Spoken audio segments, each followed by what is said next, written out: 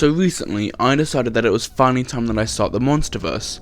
I'm gonna be honest, I wasn't that much of a fan of Godzilla or Kong, but I watched the Peter Jackson movie as a kid, and I had watched Shin Godzilla with a friend the year prior and had good memories attached to them. So I watched Godzilla 2014 and I absolutely hated it. I was honestly nearly put off the Monsterverse as a whole. But then some people on Twitter urged me to continue with it, so I watched Kong Skull Island and I ended up really enjoying it. Like, a lot. I couldn't stop thinking about Kong and how cool he was. I was already going to watch Godzilla King of the Monsters the next morning, so that night I was browsing on Netflix and I saw the Kong movie from my childhood. And with having enjoyed the latest look into the King Kong mythology, I thought, what the hell, and put it on. And well...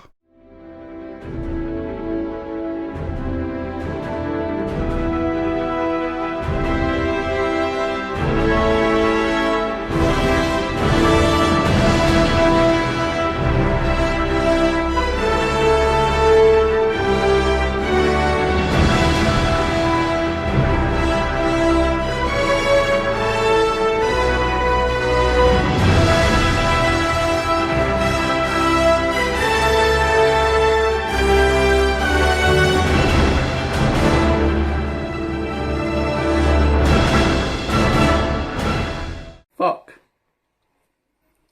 I love this movie.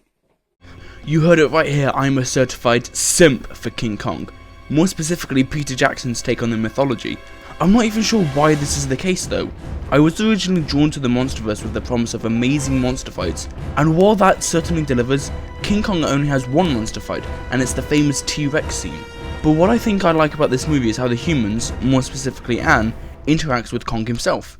When the humans first meet Kong, they are hostile towards him. They shoot at him and try to kill him. Anne is captured, but even then she shows compassion to Kong where we see her performance. There's a genuine bond built between these two. Cut to later in the film where the humans are attempting to capture Kong, you can see Anne is genuinely distressed. She doesn't want Kong to be captured because she cares about his safety. Again, these two characters share a genuine bond of friendship that I don't think I've ever seen in a film before. Kong risks his life on the island to protect Anne from harm, and Anne does the same for Kong when they arrive in New York. The film truly makes us care for Kong as a character and not a monster. For example, in Godzilla King of the Monsters, Godzilla briefly dies, and honestly I felt a bit sad because I kind of like Godzilla and it meant no more monster fights. Obviously he comes back to life and kicks the shit out of Ghidorah, but the point is I didn't feel that much for his death. I didn't see Godzilla as more than a monster. Same goes with Kong Skull Island, they're both just big, cool monsters.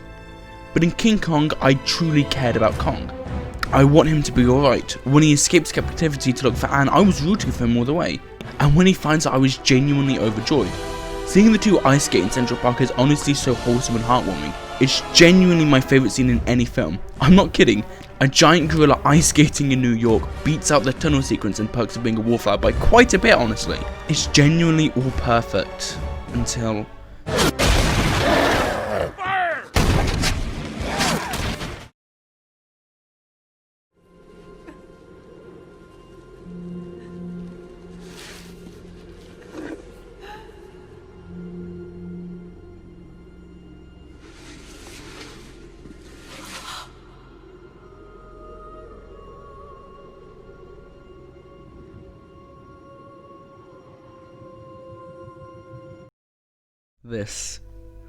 This fucking got me. After getting shot at, Kong and Anne escape up the Empire State Building to reenact the classic ending from the classic film. But the meaning behind it is a lot different. Now, I haven't seen the classic film, but judging by the clip that I have seen, the tone is a lot different. In this, Kong really is just an animal. Anne clearly doesn't want to be with Kong, so his death has that more victorious, yeah, we killed the monster vibe. But with King Kong 2005, completely different vibe. Anne has massive sympathy for Kong. She wants him to be safe because he's just an innocent being in all of this. She's determined to help Kong, to make sure he's okay. It's important to note that Kong only kills humans when they attack first. He's only acting in self-defense. He's acting to defend Anne. And when he dies, we feel it. Again, this version of Kong was a full-on character. We're rooting for Kong, not because we want to see him destroy buildings and kill people like with Godzilla, but because we want to see him be safe and get home. But he doesn't. He dies. The monster is defeated. And you know what? I cried. I fucking cried. Now my mate Mithy has recently just made a big video about crying at the movie, so check that out for some science and good editing. But for me in this instance, it was a lot simpler. I cared about Kong. I loved Kong. And seeing him die utterly broke me. At the end of the day, that's why this movie is so perfect.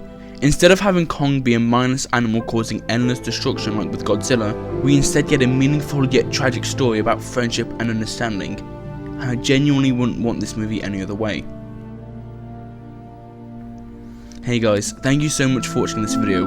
It was a lot of fun to make. I've recently become a massive King Kong fan and just wanted to talk about it. So yeah, that was the video. I've recently collaborated with my friend Cal on a video about Infamous Second Son, so check that out if you want to hear our thoughts on the game. The link will be in the description along with Mithy's video. But that's all from me. Don't forget to like, comment and subscribe if you liked what you saw. Cheers for watching and have a nice day.